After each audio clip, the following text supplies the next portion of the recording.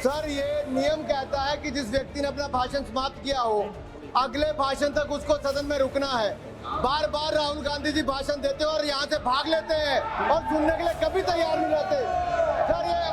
Sir ये असत्य बोल के यहाँ पे जाते हैं और उसके बाद यहाँ से भाग खड़े होते हैं। हम जिस संस्कार को मानने वाले लोग हैं वो एक मंत्र पढ़ते हैं, ओम सहना भवतु सहना भुनक्तु सहवीर्यं करवावहै तेजस्विनावधीतमस्तु मा द्विषावहै। सभापति महोदय श्लोक पढ़ रहे हैं। नहीं, बात सुनिए। लोग बैठ जाए और लोग बिठा दिए, सबको बिठाइए तब मैं आपको अलाउ करूंगा ना। महोदय, मैंने उनका श्लोक सुना, श्लोक पे मैं कहना चाहता हूँ। सभापति महोदय, विवाद की बात नहीं है, संवाद की बात हो रही है। कोई बात माननीय सदस्य ने कहा, मैंने जवाब दिया। माननीय सदस्य ने श्लोक पढ़ा, उस श्लोक पे मैं एक बात पूछना चाहता हूँ। मैं अपने संसदीय क्षेत्र में कन्नौज में एक मंदिर में गया था, लेकिन मेरे बाद वो मंदिर गंगा जल से धुलवाया गया था। आप बताइए क्यों धुलवाया गया? सर, ये नियम कहता है कि जिस व्यक्ति ने अपना भाषण समाप्त किया हो, अगले भाषण तक उसको सदन में रुकना है। बार बार राहुल गांधी जी भाषण देते हैं और यहाँ से भाग लेते हैं और सुनने के लिए कभी तैयार नहीं रहते। सर ये असत्य बोल के यहाँ पे जाते हैं और उसके बाद यहाँ से भाग खड़े होते हैं। श्री निशिकांत दुबे जी, निशिकांत जी कृपया। सभापति महोदय, एक मिनट, मैं सभी से रिक्वेस्ट करूंगा, सुप्रिया जी, सभी से रिक्वेस्ट करूंगा कि आप सब लोग बैठ जाएं। अगर किसी को बाहर जाना चले जाएं, but I think so house must be in order. तो just I request to everybody, please kindly just occupy your seat, kindly take your seat, खड़े मत रहिए। धन्यवाद। श्री सभापति महोदय, पिछले 2 दिन से लगातार हमारी पूरी पार्टी माननीय प्रधानमंत्री जी के नेतृत्व में माताओं को अधिकार देने के लिए, बहनों को अधिकार देने के लिए, दलित, शोषित, वंचित, पिछड़ों को अधिकार देने के लिए 33% रिजर्वेशन के लिए चिंतित है। रात 1:30 बजे तक पूरे संसद के सदस्य और खासकर भारतीय जनता पार्टी और एनडीए के सदस्य यहां लगातार जमे हुए थे। और मैं जब आज यहां आया तो मुझे लगा कि कांग्रेस के जो लीडर ऑफ द अपोजिशन है, उनसे जो है माताओं और बहनों के लिए कुछ सुनने को मिलेगा। उन्होंने जब भाषण शुरू किया और जब खत्म किया सर, तो मुझे लगा कि मैंने पीसी सरकार का जादू शो देख लिया या मैं एक माइकल जैक्सन का मैंने डांस देख लिया। मैं कंफ्यूज हूं सर कि वो पीसी सरकार थे या माइकल जैक्सन थे। लेकिन फिर मुझे याद आया सर कि आज कौन सा तारीख है? आज 17 अप्रैल है और पूरे सदन के लिए और पूरे देश के लिए आज 17 अप्रैल को 2 घटना हुई सर। 17 अप्रैल 1987 को पहली बार राजीव गांधी जी के ऊपर बोफोर्स के कमीशन खोरी का आरोप लगा और यहां के फ्रंट पेज पर चला। 17 अप्रैल वो दिन था सर, 17 अप्रैल 1998 वो दिन था जिस ओबीसी की ये बात कर रहे हैं, सीताराम केसरी का धोती खोलकर सोनिया गांधी जी कांग्रेस की अध्यक्ष हो गए। और 17 अप्रैल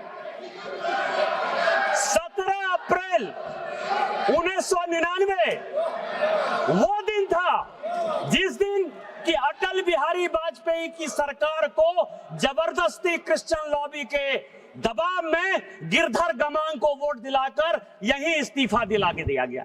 यह 17 अप्रैल है सर, और इसीलिए उनका पीसी सरकार और माइकल जैक्सन होना लाजमी है। हम जिस संस्कार को मानने वाले लोग हैं वो एक मंत्र पढ़ते हैं, ओम सहना भवतु सहना भुनक्तु सहवीर्यं करवावहै तेजस्विनावधीतमस्तु मा द्विषावहै।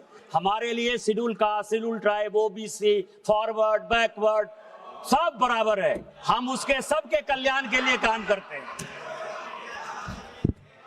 मैं सभापति महोदय बताना चाह रहा था, इसी 2011 में जब जनगणना स्टार्ट हुई, जिसका कि ये बेस ईयर है, उसके लिए मुलायम सिंह यादव जी, अखिलेश जी मुख्यमंत्री बनकर चले गए थे। लालू प्रसाद जी, मुलायम सिंह यादव जी और हमारे पार्टी से गोपीनाथ मुंडे जी, हम लगातार जातिगत जनगणना की बात करते रहे, लगातार इस पार्लियामेंट को ठप करते रहे। और उसमें सोनिया गांधी जी का बयान है, प्रणब मुखर्जी जी का बयान है, मनमोहन सिंह जी का बयान है, चिदम्बरम जी का बयान है। इन्होंने कोई ये आरोप नहीं 4 लगाया। बयान लेकर मैं आया धर्मेंद्र हूं। जी, धर्मेंद्र और जी, उन चारों ने कहा धर्मेंद्र जी, कि ये जातिगत धर्मेंद्र जी, जनगणना की।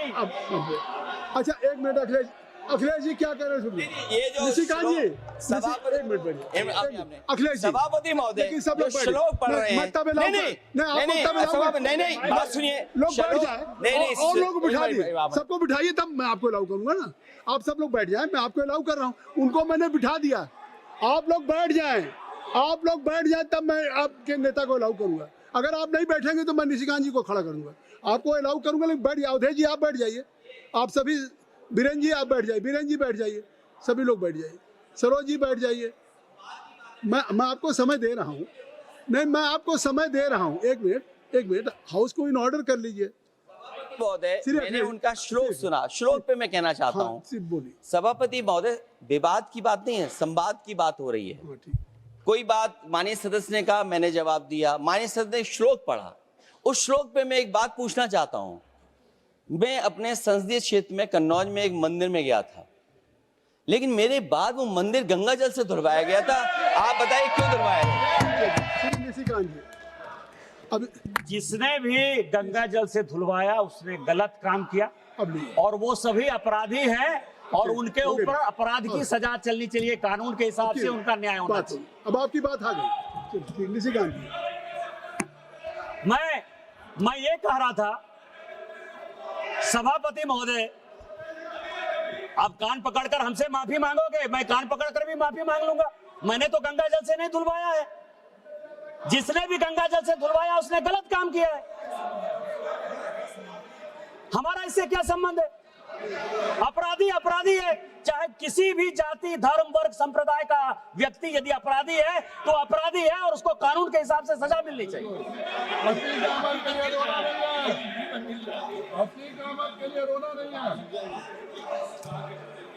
Nothing will go on record except only sir Nishikant Dubey. मैं सभापति महोदय, देखिए मेरा समय ये लोग बहुत खा रहे सर।